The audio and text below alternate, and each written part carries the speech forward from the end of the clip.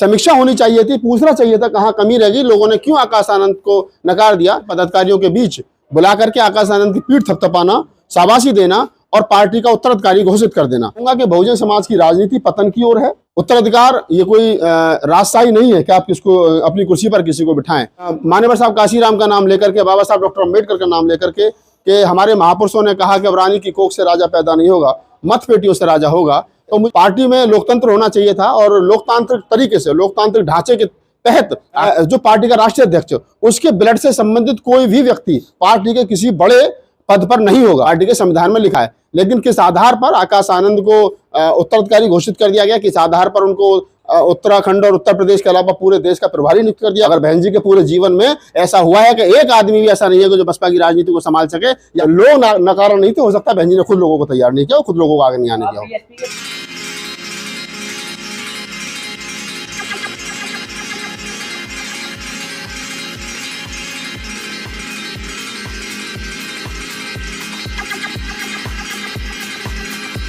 आज मायावती ने जिस तरीके से आकाश आनंद को अपना उत्तराधिकारी घोषित किया, उस पर आप क्या कहना चाहते हैं?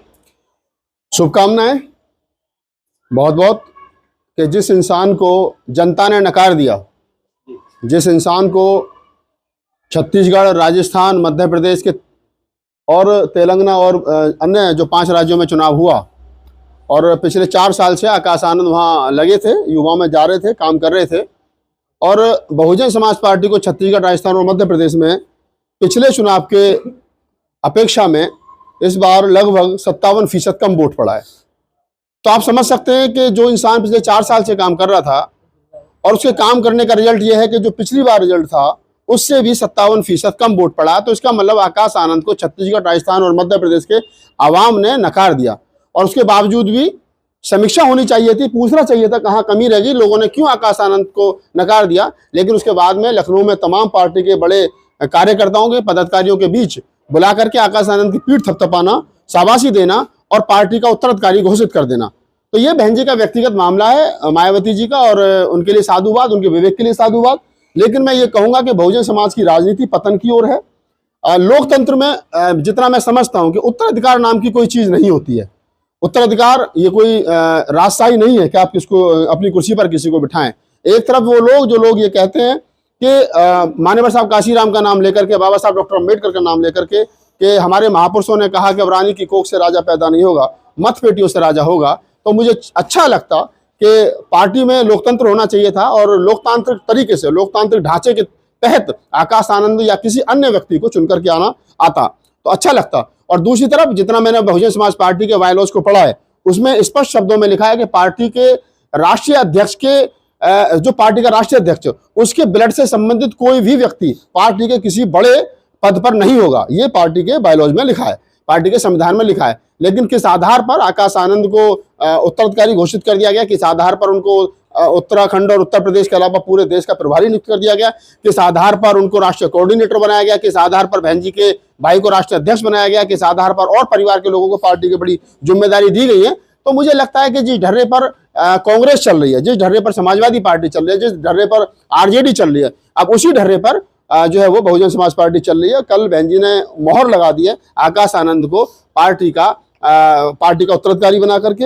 और क्या खूबी उन्होंने देखी है, कैसे देखा है, क्या उपलब्धि आकाश आनंद की अभी तक रही है पिछले 4 साल में। मैं समझता हूं कि 2018 में पहली बार आकाश आनंद पब्लिक में आए थे और 18 से लेकर के और अभी तक लगभग 5 साल में, 4 साल में क्या उपलब्धि आकाश आनंद की रही है। मैं तो पहले भी कहा था कि आकाश आनंद को अगर राजनीति करनी है, लोग कहते हैं कि अगर आकाश आनंद को राजनीति करनी है तो वो किस पार्टी में जाएंगे, बीजेपी में जाएंगे, कांग्रेस में जाएंगे। मैं कहता हूं बिल्कुल आप राजनीति करिए, लेकिन राजनीति करने का मतलब है कि आपको चुनाव लड़ना चाहिए। अगर आकाश आनंद छत्तीसगढ़, राजस्थान, मध्य प्रदेश देख रहे थे तो आकाश आनंद को चाहिए था कि वो राजस्थान या मध्य प्रदेश से कहीं से एक चुनाव लड़ते। चुनाव लड़ते, कितने वोट पड़ते, कितने वोट नहीं पड़ते तो पता चलता। लेकिन जिन लोगों को उन्होंने चुनाव लड़ाया, समाज ने उनको, उनके प्रत्याशियों को नकार दिया। उसके बावजूद भी बहन जी ने इनाम के तौर पर उनको पार्टी का उत्तराधिकारी घोषित कर दिया। मैं निश्चित रूप से कह सकता हूं कि पार्टी पतन की ओर है। और कोई चमत्कार ही हो जाए तो मैं कहता नहीं हूं। अगर बहुजन समाज पार्टी 2024 का चुनाव अपने बल और बूते पर लड़ी, जिसको बहन जी अक्सर कहती है कि अपने बलबूते पर हम लोग चुनाव लड़ेंगे, तो मैं कहता हूं कि 5 या 4% वोट रह जाएगा। और दलित समाज ने जिस प्रकार 2022 में बहुजन समाज पार्टी को नकार दिया, उसी प्रकार खास तौर से जाटव चमार ने नकार दिया बसपा को। और मेरे पास एक एक सीट का विश्लेषण अगर कोई मुझसे बहस करना चाहे तो मैं इसके लिए तैयार हूँ कि 2022 के विधानसभा चुनाव में जहां जाटा और चमार का वोट था 1 लाख, वहां पार्टी को 15,000 और 16,000 वोट पड़ा। तो उसके लिए जो पार्टी के पदाधिकारी उनको तैयार रहना चाहिए कि आकाश आनंद के नेतृत्व में पार्टी तरक्की करेगी और पतन की ओर जाएगी। आपको नहीं लगता कि हर बार आप पे आरोप लगते हैं कि आप हमेशा बीएसपी के विरोध में बोलते हैं, कहीं ना कहीं बीएसपी का विरोध करते हैं? देखिए, मैं कोई बसपा का पदाधिकारी तो हूं नहीं। मैं कोई बसपा के बहन जी ने बुलाया था 2022 में, गया था, फोटो खिंचवाई थी उनके साथ बैठ करके, चाय कॉफी पी थी, नाश्ता किया था। उन्होंने थोड़ी जिम्मेदारी दी थी, अपनी जेब से 10-15 लाख रुपए खर्च करके जिम्मेदारी निभाई। रिजल्ट हमको पता था क्या होना, हम अपने यहाँ चले। अगर हमारे घर में आग लगी है, मेरे घर में आग लगी है और मेरे घर की आग को मुझे बुझाना है, और या फिर जो आदमी घर का मुखिया है उसे बुझाना है, और मैं शोर मचा रहा हूं कि आग लग रही है उसको बुझाओ, और लोग कहेगा नहीं ये तो गलत बोल रहा है, झूठ बोल रहा है, और सब कुछ आपके सामने जल करके खाक हो रहा है, सब कुछ आपके सामने समाप्त हो रहा है। तो मुझे जो लोग मेरे ऊपर ये आरोप लगाते हैं कि राहुल नागपाल बसपा के खिलाफ बोलता है, मैं बसपा के खिलाफ नहीं बोलता भाई। बसपा में जो गलत हो रहा है मैं उसके खिलाफ बोलता हूँ। 2006 में मान्यवर साहब की डेथ हुई और 7 में बहन जी की पूर्ण बहुमत की सरकार बनी बसपा की उत्तर प्रदेश के अंदर। 7 के बाद में जितने चुनाव आज तक हुए हैं 15 साल में, 16 साल में, वो सारे के सारे चुनावों में बसपा हारी है।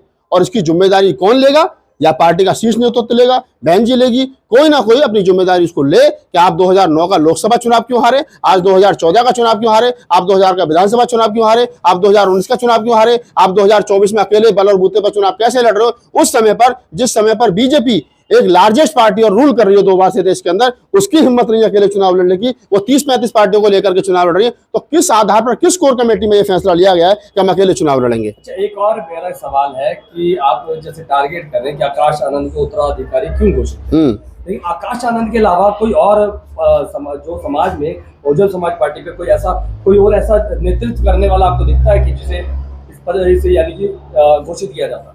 मान्यवर साहब काशीराम अपने समय पर जब वो सक्रिय राजनीति में थे तो उन्होंने 1000 आदमी तैयार किए जो उस कुर्सी पर बैठ सकते थे।